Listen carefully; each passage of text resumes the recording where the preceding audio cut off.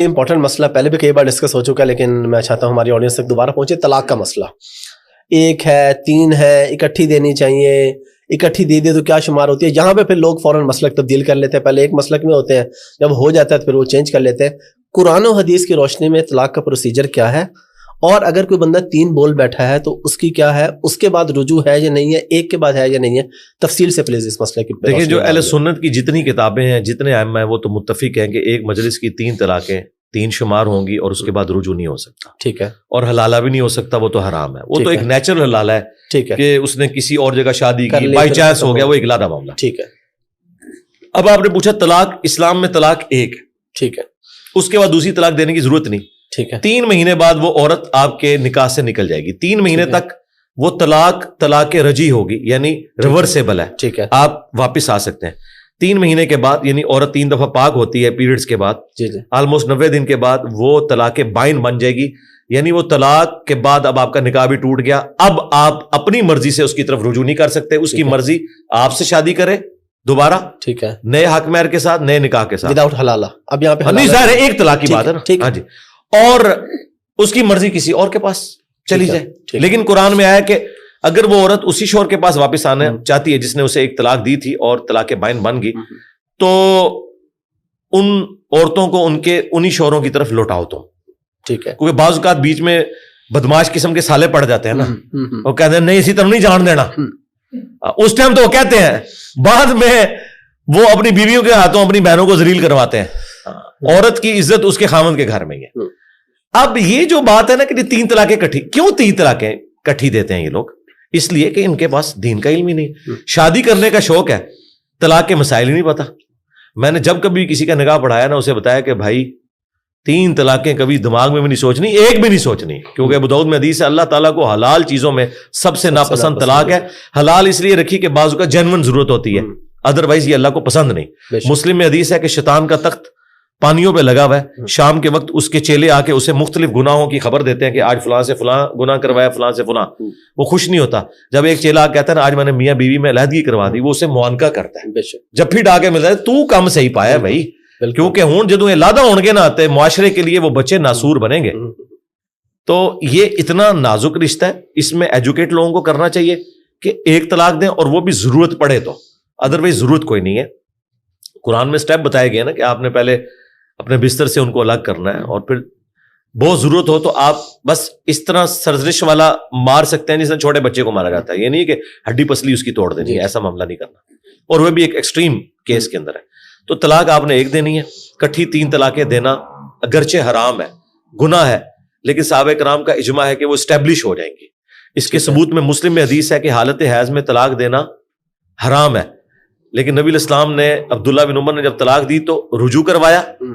جب ان سے پوچھا گیا اس طلاق کو شمار کیا گیا تھا، ان کا ہاں شمار تو کیا تھا، اس کے سوا تو چارہ نہیں تھا. حرام تھی لیکن اسٹیبلش ہو گئی. صحابہ کرام کا اس کے اوپر اتفاق ہے. الموطا امام مالک میں پورا چیپٹر موجود ہے. وہ جو مسلم کی حدیث ہے نا کہ نبی الاسلام کے زمانے میں حضرت ابوبکر اور عمر کے ابتدائی دور میں 3 ایک شمار ہوتی تھی، وہ اس عورت کے لیے کہ جس کی رخصتی نہ ہوئی بھی ہو، ٹھیک ہے، مرد نے اس کے ساتھ صحبت نہ کی ہو، اسے کہتے ہیں غیر مدخولہ. غیر مدخولہ عورت کو اگر مرد 3 طلاقیں دے تو وہ ایک ہی شمار ہوگی. اس مرد کے پاس اجازت ہے کہ وہ اس عورت سے دوبارہ شادی کر سکتا ہے، ٹھیک ہے، بشرطے کہ خلوت سیاح ثابت نہ ہو، یعنی رخصتی نہ ہوئی ہو. ونس رخصتی ہو گئی ہے، خلوت سیاح ہو گئی ہے، تو پھر آپ نے اسی رول کو فالو کرنا ہے کہ اگر 3 طلاقیں دے دیں جو مرضی. اب یہ نہ جا کے اہل حدیثوں سے فتوے لیں. اہل حدیثوں میں بھی جو پڑھ لکھے علماء ہیں وہ چیز مانتے ہیں کہ یہ بعد میں، یہ زیادہ ابن تیمیہ نے مسئلہ اٹھایا تھا کیونکہ شیعہ کے ہاں یہ ایک مسئلہ تھا. خیر شیعہ کی تو اپنی بھی ریسٹرکشن علیحدہ سے ہیں، بس ان سے متاثر ہو کے انہوں نے، یعنی یہ وہ مسئلہ ہے جس میں شیعہ اور وہابی ایک ہے. اچھا، ویسے تو سمجھ لو اٹ کتے دا ویر تو نہیں کہنا چاہیے تھا، اور کوئی اس کے لیے کوئی مناسب چیز تو آپس میں ان کی دشمنی ہے. انڈیا پاکستان کا ویر کہہ لیں، ٹھیک ہے، اس مسئلے میں اتفاق ہے. ہاں، اس مسئلے میں ان کا اتفاق ہے. تو بہرحال کتابیں جو ہیں نا اہل سنت کی، وہ تو یہی بتاتی ہیں کہ صحابہ کرام نے 3 کو 3 شمار کیا ہے. اس میں دوسری رائے نہیں ہے. اور یہ جو لوگ جاتے ہیں فتوے لینے، وہ ان سے سٹامپ پیپر پہ لکھوا لیتے ہیں کہ ہم اہل حدیث ہوتے ہیں. وہ اہل حدیث بس اس مسجد کے گیٹ تک ہی ہیں. بالکل. ہاں، تو اس سے اندازہ لگائیں. میرا خیال ہے لوگوں کو ایجوکیٹ کرنا چاہیے تاکہ لوگوں میں یہ کم علمی کی وجہ سے جو یہ اس طرح کی حرکتیں آتی ہیں نا وہ نہ کریں. ابن عباس کا قول موجود ہے سنن کبری البیہقی کے اندر، الموطا امام مالک کے اندر، کہ تم میں سے کوئی شخص غصے پہ آتا ہے اپنی بیوی کو 100 طلاقیں دیتا ہے تو پھر آ کے کہتا ہے ہم کیا کریں، تو ابن عباس کیا کریں، جاؤ 3 طلاقوں کی وجہ سے تمہاری بیوی حرام ہوگی، اس 97 تم نے مذاق کیا. تو یہ اس وقت ایک ٹرینڈ چلا تھا. حضرت عمر نے جو 3 کیا تھا نا، انہوں نے ایک ایگزیکٹو آرڈر کے طور پر غیر مدخولہ کے لیے بھی کر دیا تھا، کیونکہ دوسرے ملکوں سے عورتیں آ رہی تھیں اور مرد پھر وہ نکاح ہوئے ہوتے تھے، رخصتی بعد میں ہوتی تھیں، تو مذاق بنایا ہوا تھا. تو حضرت عمر نے کہا اب جو یہ کہے گا نا میں وہ 3 ہی اسٹیبلش کروں گا، رخصتی سے پہلے بھی اگر دے گا تو 3 اسٹیبلش کروں گا. یہ الموطا امام مالک میں پورے چیپٹر موجود ہے. ٹھیک ہے. اور اس معاملے میں واقعی حضرت عمر کا یہ جو پولیٹیکل ڈیسیژن تھا یہ کوئی دین نہیں ہے. ہم کہتے ہیں آج بھی اگر کوئی 3 طلاقیں دیتا ہے غیر مدخولہ کو تو آپ ایک شمار کریں گے نبی اسلام کے زمانے میں ہوتا تھا. حضرت عمر کا جو ڈیسیژن وہ اس وقت کے لیے انہوں نے ایک ایگزیکٹو آرڈر کے طور پہ کیا تھا، کوئی شرعی مسئلے کے طور پر نہیں. لیکن جس کی رخصتی ہوگی اس کی 3 ہی شمار ہوں گی. علی بھائی بہت شکریہ آپ کے ٹائم کا. لاسٹ پہ کوئی میسج پبلک کے لیے پلیز.